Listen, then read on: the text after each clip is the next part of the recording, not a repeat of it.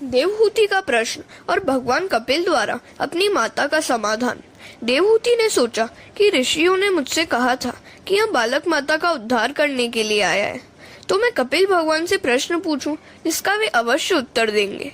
देवहूति ने कपिल भगवान के पास आकर उनसे कहा कि यदि आपकी अनुमति हो तो मैं आपसे प्रश्न पूछना चाहती हूँ। कपिल ने कहा, माता संकोच मत करो, तुम जो कुछ पूछना चाहती हो पूछो। माता देवहूति ने आरंभ से ही शरणागति स्वीकार कर ली। बिना ईश्वर का आसरा लिए जीव का उद्धार नहीं हो सकता। गीता में अर्जुन ने भी पहले ही शरणागति स्वीकार की थी। देवहूति ने पूछा, जग में सच्चा सुख कहाँ है? जगत में सच्चा आनंद कहाँ है? नित्य आनंद कहाँ है जिसका नाश न हो सके? ऐसा आनंद बताओ। अनेक बार इंद्रियों का लालन पालन करने में कोई सार नहीं है। इंद्रियों ने जो कुछ मांगा वह सभी मैंने दिया, फिर भी तृप्ति नहीं हुई। इंद्रियां हर रोज नए नए विषय मांगती है, जीव को रस सुख की ओर खींचती है। कई लोग याद करते रहते हैं कि 2 महीने से अमुक चीज खाई नहीं है, 2 महीने से वह चीज खाई नहीं है, यहाँ तो वह याद रखते हैं, किंतु वही चीज आज तक कितनी बार खाई है वह याद नहीं रखते। खा पीकर जीव को संतोष दिया नहीं कि आंखें सताने लगेंगी कि 2 महीने से फिल्म नहीं देखी है। ऐसा सोच ही रहे होते हैं कि इतने में पत्नी कहती है कि पास पड़ोस के लोग तो महीनों में 4 बार फिल्म देखने जाते हैं, नई फिल्म तक उन्होंने देख ली, हम कब जाएंगे? रुपए पैसे खर्च करके फिल्म देखने के लिए अंधेरे में बैठते हैं।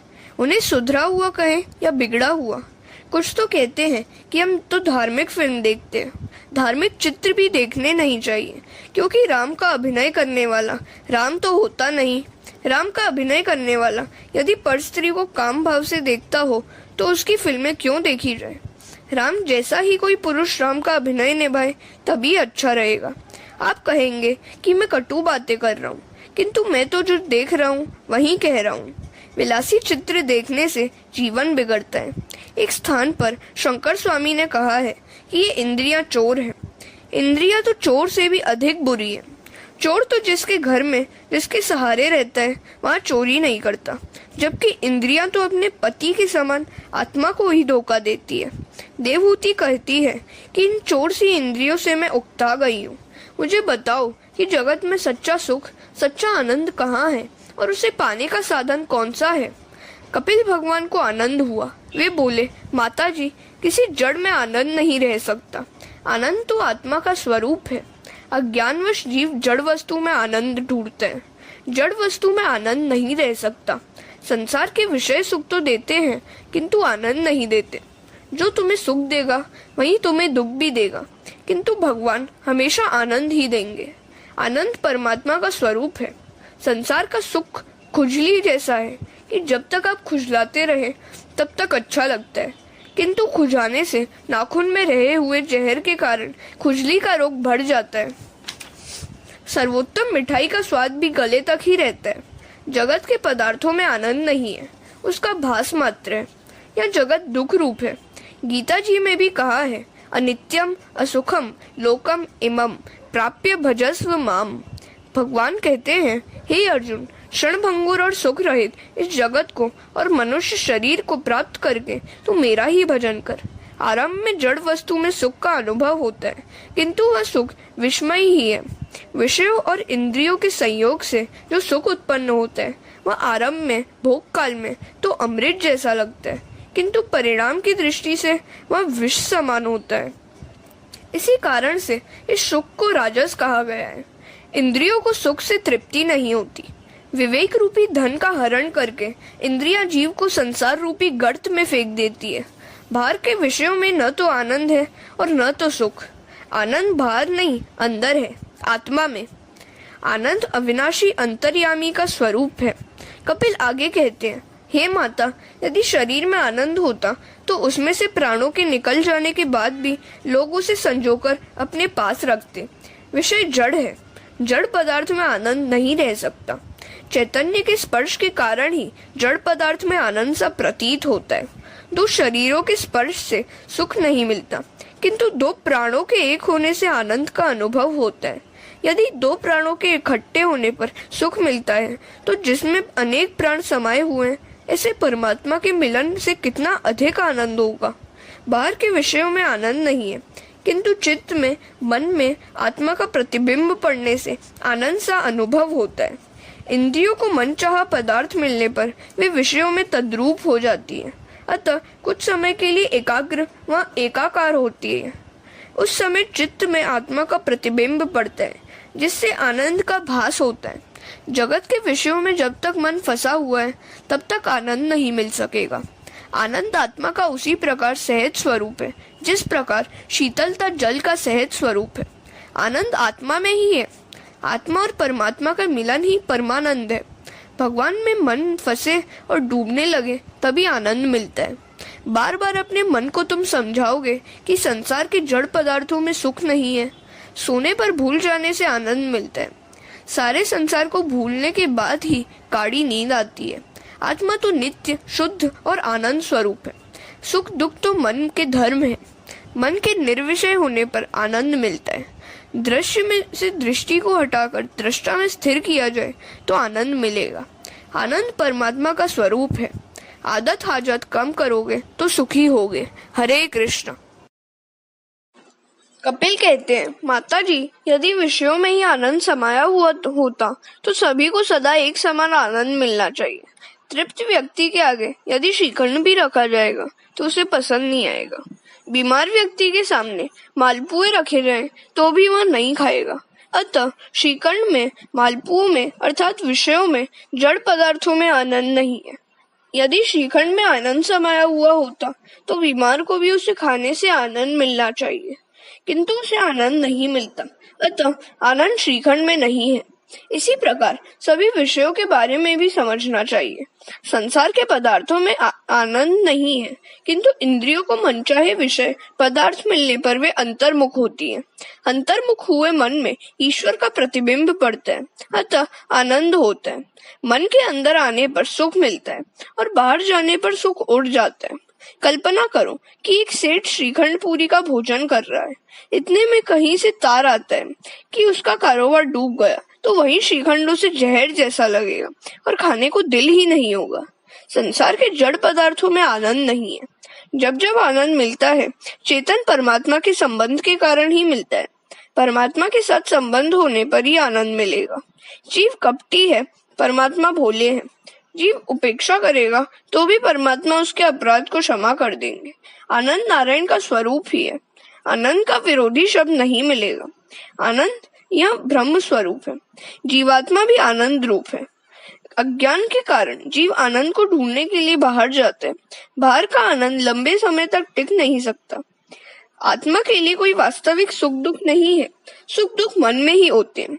सुख दुख मन का धर्म है। जन्म मरण शरीर का धर्म है। भूख और प्यास आत्मा के धर्म है। मन में सुख दुख होने पर आत्मा कलपती है कि मुझे दुख होता है।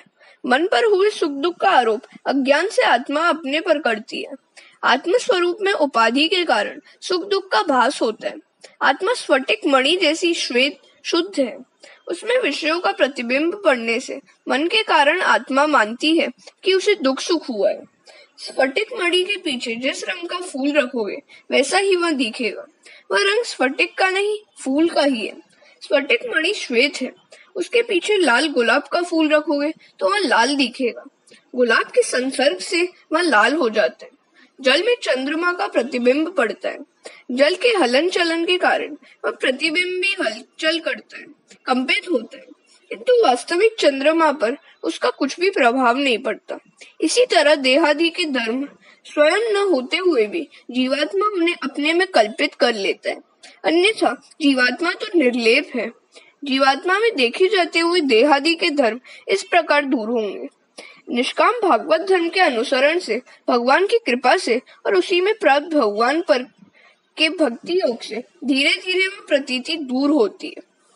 जो भक्ति निष्ठ है वह समस्त लोक में व्याप्त परमात्मा को देख सकेगा। संसार के विषयों में से सभी प्रकार से हटा हुआ मन ईश्वर में लीन होता है। जब मन निर्विषय होता है तभी वह आनंद रूप होता है। जीव जैसा कपटी और ईश्वर जैसा भोला और कोई नहीं है। दूसरों के लिए कुछ करना पड़े तो तकलीफ सी होती है, परंतु अपनों के लिए करना हो तो आनंद होता है। रात को 11 बजे कोई साधु आएगा तो उनसे पूछा जाएगा कि महाराज चाय लाऊं या दूध लाऊं। मन कहेगा कि इतनी रात गए, यह बला कहाँ से आ पड़ी। विवेक तो करना ही पड़ता है। महाराज सरल होंगे तो कहेंगे कि सुबह से भूखा हूँ, पूरी बना डालो। किसी का पत्र लेकर आए हैं, अतः बनाना तो पड़ेगा ही, किंतु खाना बनाने के साथ साथ बर्तनों की ठोक पीट भी सुनाई देगी। पर यदि नहर से अपने भाई आएंगे और कहेंगे कि मैंने नाश्ता कर लिया है, अतः भूख नहीं है, फिर भी वह कहेगी कि नहीं, तू भूखा होगा, मैं अभी हलवा पूरी बना देती हूँ। कोई देरी नहीं होगी, अपने भाइयों को तो हलवा पूरी खिलाएगी और महाराज को चाय से ही टाल देगी। यह सब मन का खेल है। मन बड़ा कपटी है। मेरा और तेरा का खेल इस मन से ही रचा है। सचमुच मन ही बंधन और मोक्ष का कारण है। हरे कृष्णा।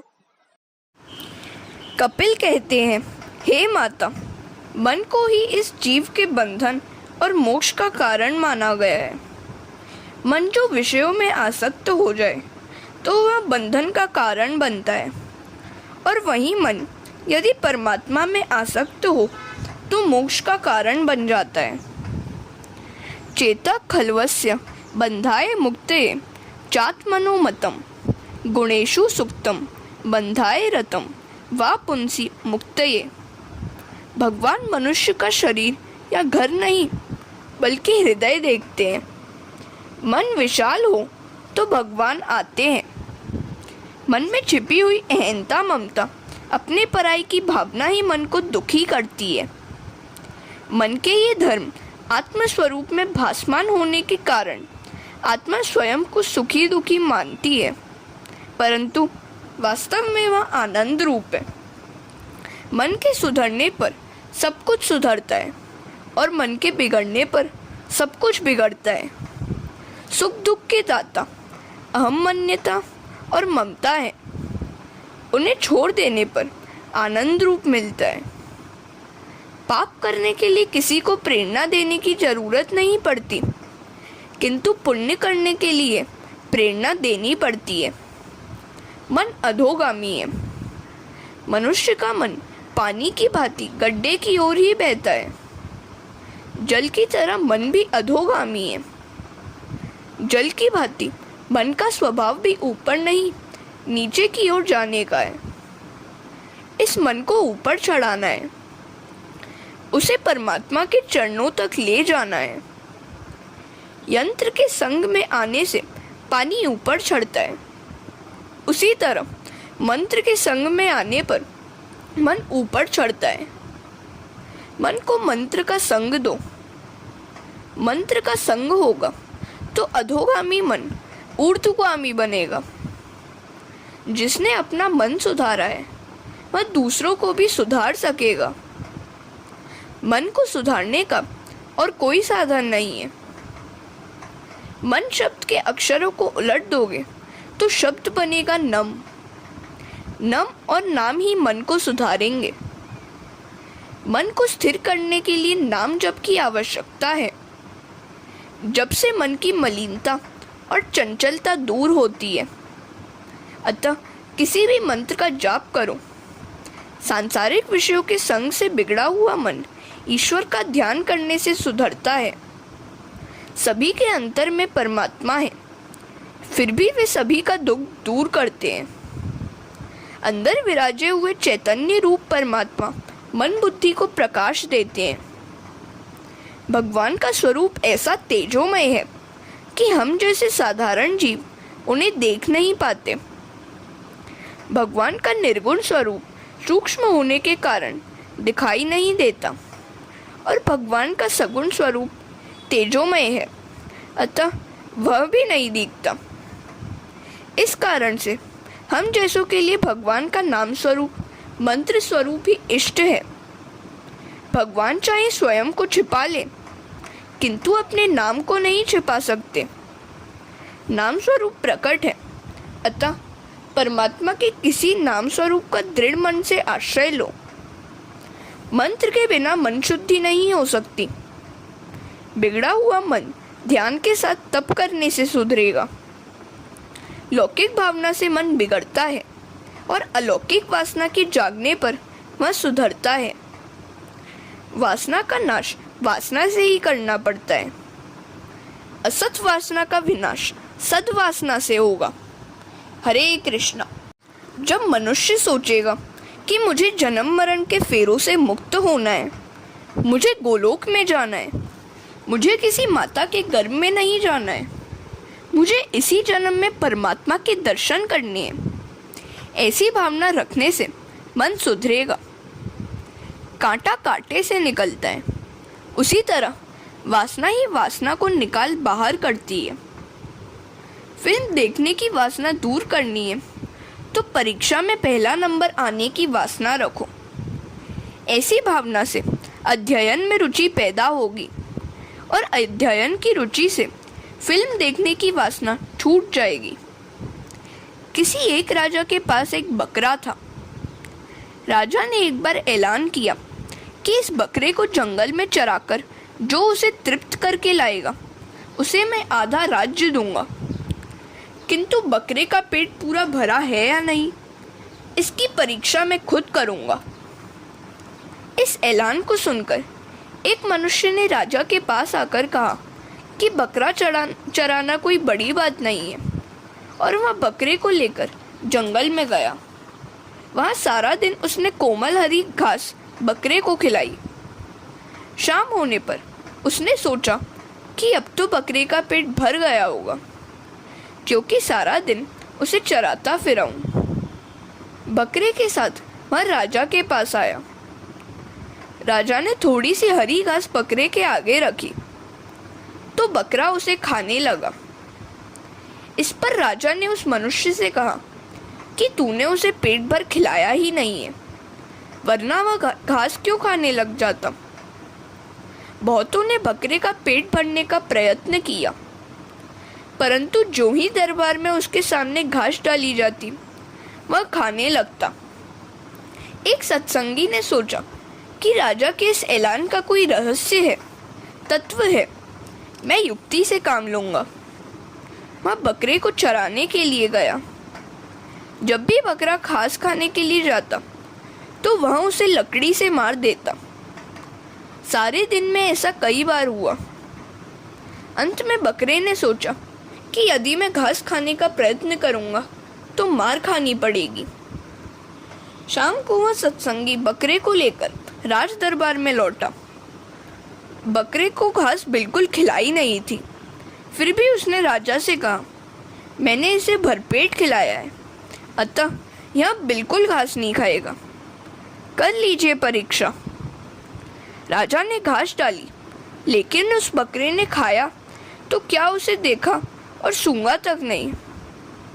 बकरे के मन में यह बात बैठ गई थी कि घास खाऊंगा तो मार पड़ेगी, अतः उसने घास नहीं खाई। यह बकरा हमारा मन ही है।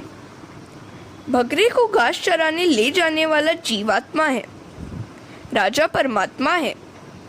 मन को मारो, मन पर अंकुश रखो, मन सुधरेगा तो जीवन सुधरेगा।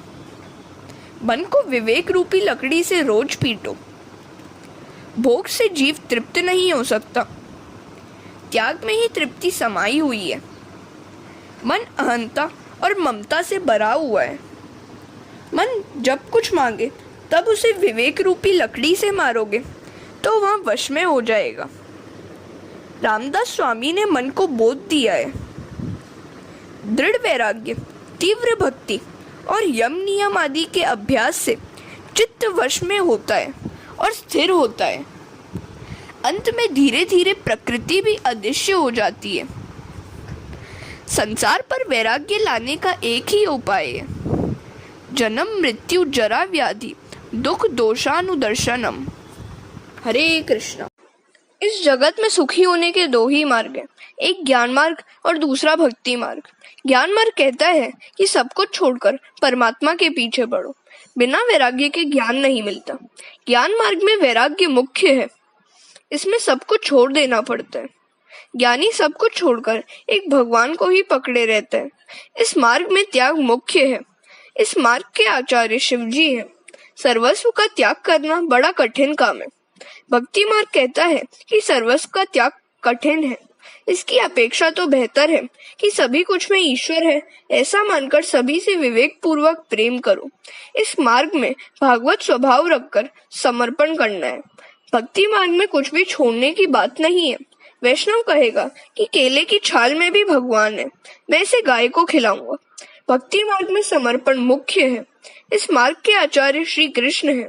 भगवान श्री कृष्ण हर किसी पर प्रेम रखते हैं। इस मार्ग में हर किसी के साथ प्रेम करना होता है। भगवान जैसा प्रेम न तो कोई हुआ है और न कोई होगा। एक बार भृगु ऋषि वैकुंठ में आए। भगवान सो रहे थे। लक्ष्मी जी चरण सेवा कर रही थी। भृगु को लगा कि यहाँ तो कोई विलासी लगता है, उसे बड़ा देव कौन कहे।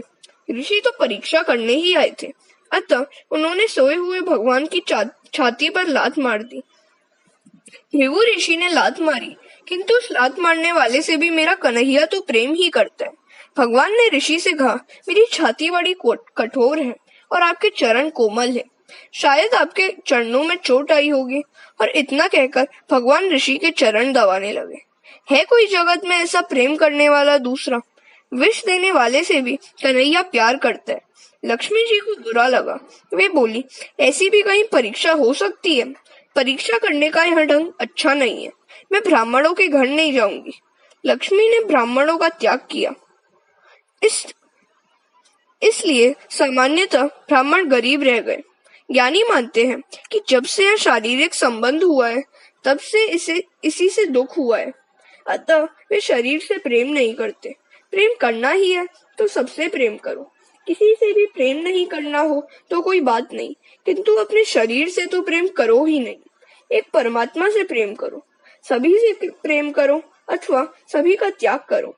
और यदि तुम सभी का त्याग नहीं कर सकते हो तो सभी में ईश्वर भाव रखकर सभी से प्रेम करो। सभी में से ममता का त्याग करो अथवा सब कुछ ईश्वर को समर्पित करके सभी कर्म फलों का त्याग करो। सभी के प्रति ममता, मेरापन होना ही समर्पण मांगे।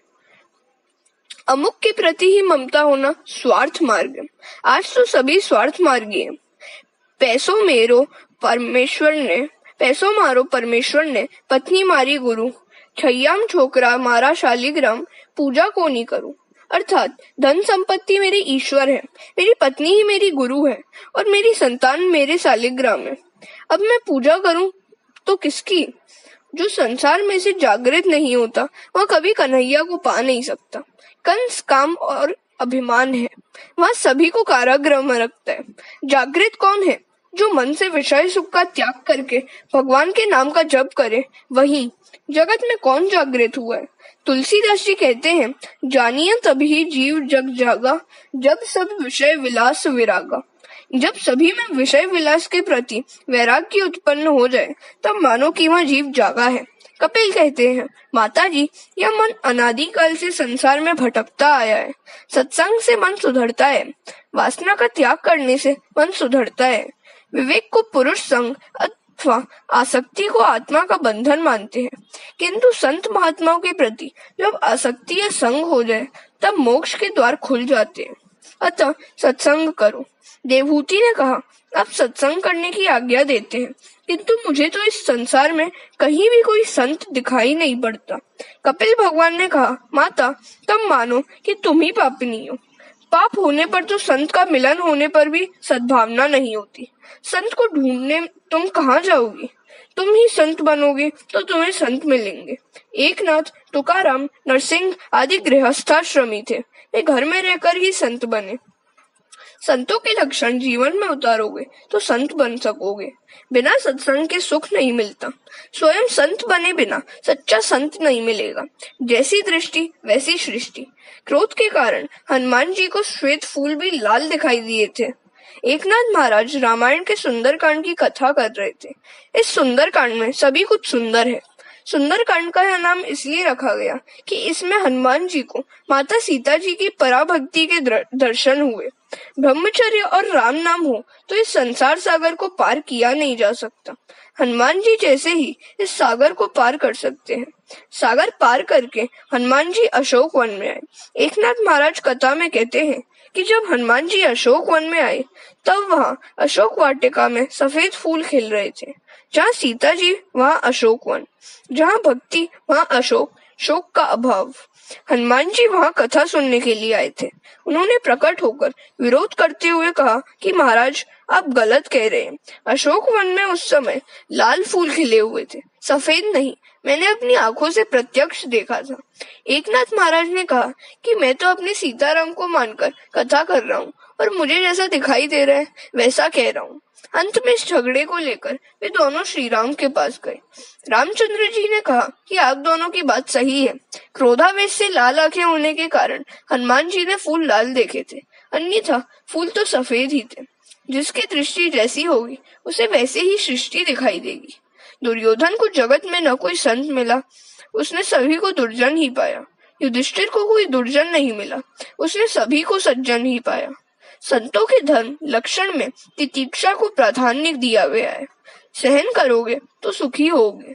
संतों का चरित्र पढ़ो। संतों को कई दुख सहने पड़ते हैं, किंतु उन दुखों का संतों पर कुछ असर नहीं होता। अतिशय सहन करे वही संत है। एकनाथ महाराज पैठण में रहते थे। गोदावरी नदी की ओर जाने वाले मार्ग पर एक पठान रहता था। हरे कृष्ण। एकनाथ महाराज उसी रास्ते से स्नान करने के लिए जाते थे। वह पठान महाराज को बहुत सताता था, किंतु महाराज सभी कुछ सहते रहते थे। एक दिन उस पठान ने सोचा कि यह ब्राह्मण क्रोधित नहीं होता है, तो आज मैं उसे क्रोधित करके ही रहूंगा। महाराज स्नान करके वापस आ रहे थे तो उस पठान ने महाराज पर थूका। महाराज दूसरी बार स्नान करने गए, फिर उस पठान ने महाराज पर थूका। कई बार ऐसा होता रहा, किंतु महाराज क्रोधित न हुए।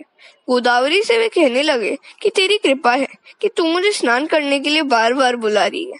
वह पठान चाहे दुर्जनता करता रहे, मैं अपनी सज्जनता नहीं छोड़ना चाहता। पठान ने 108 बार महाराज पर थूका और उतनी ही बार महाराज ने गोदावरी में स्नान किया। अंत में वह पठान लज्जित हुआ। उसने महाराज के पांव छुए और क्षमा मांगी। उसने कहा, महाराज आप संत हैं, ईश्वर हैं, मैं आपको पहचान न सका। महाराज ने उत्तर दिया कि क्षमा का कोई सवाल नहीं है, तुम्हारे कारण तो आज मुझे 108 बार गोदावरी स्नान का पुण्य मिला। शांति उसी की बनी रहती है जो अंदर से ईश्वर के साथ संबद्ध रहे। जो ईश्वर से दूर है उसे शांति कहाँ से मिलेगी। कपिल जी कहते हैं, माता, जो बहुत सहन करता है वही संत बन सकता है। अतिशय विपत्ति में भी जो ईश्वर का अनुग्रह समझे वही महान वैष्णव है। दुष्ट लोग किसी को भी अच्छा नहीं देख सकते। दुष्टों ने तुकाराम को गधे पर बिठाया तो तुकाराम की पत्नी को दुख हुआ, किंतु तुकाराम तो उससे बोले कि मेरे विठ्ठलनाथ जी ने मेरे लिए जो गरुण भेजा है उसी पर मैं बैठा हूँ। सभी ने गधा देखा, किंतु तुकाराम की पत्नी ने गरुण देखा। जगत में सब कुछ सहते रहो। जगत में अंधकार का अस्तित्व है, अतः प्रकाश का मूल्य है। संतों का पहला लक्षण तितिक्षा है और दूसरा है करुणा। तीसरा लक्षण है सभी देहधारियों के प्रति सुहृद भाव। अजात शत्रु, शांत, सरल भाव, सरल स्वभाव आदि भी संतों के लक्षण है। शांति की परीक्षा प्रतिकूलता में होती है। अर्थ, धन, संपत्ति से तो प्रतिदिन संबंध रखते हो, किंतु उसके साथ साथ परमात्मा से भी संबंध रखोगे तो संपत्ति भी मिलेगी और शांति भी। भागवतकार कहते हैं कि इस जीवन गाड़ी की केवल पटरी ही बदलनी है। ईश्वर के लिए कुछ न कुछ त्यागो। संत पुरुष प्रभु के हितार्थ सर्वस्व का त्याग करते हैं। संत मेरे अर्थात परमात्मा के संपूर्ण कर्म तथा अपने सगे संबंधियों का त्याग करते हैं। संत परमात्मा के लिए संसार के विषयों का बुद्धिपूर्वक त्याग करते हैं। मैं भूख से व्याकुल करूंगा, भूखा ही सो लाऊंगा, तन को गला दूंगा और तब उसे मालामाल करूंगा। भगवान ने नरसिंह मेहता की कई बार परीक्षा ली थी, पर हे भगवान, इस कलयुग में आप ऐसी परीक्षा करेंगे तो कोई भी आपकी सेवा नहीं करेगा। भगवत परायण रहकर भगवान की कथाओं को श्रवण कीर्तन करें, भगवान में ही चित्त रमाता रहे तो भक्ति का विकास होता है। भगवान की कथा सुनने से श्रद्धा दृढ़ होती है। उसके बाद भगवान के लिए आसक्ति बढ़ती है। आसक्ति बढ़ने से व्यसनामित्ता शक्ति प्राप्त होती है और जिसकी भक्ति व्यसनामित्ता बने उसकी मुक्ति सुलभ होती है। भक्ति जब व्यसन से उत्कृष्ट बनती है तब ईश्वर के पास ले जाती है। हे माता, तीव्र भक्ति के बिना मुक्ति नहीं मिल सकती। तीव्र भक्ति का अर्थ है व्यसनात्मिकता भक्ति। तुकाराम ने भक्त की बड़ी अच्छी व्याख्या दी है। एक क्षण भी जो भगवान से विभक्त न हो पाए वह भक्त है। व्यवहार का कामकाज निभाते हुए जो भगवान से विभक्त न हो पाए वही भक्त है। तीव्रेण भक्ति योगेद। हरे कृष्ण।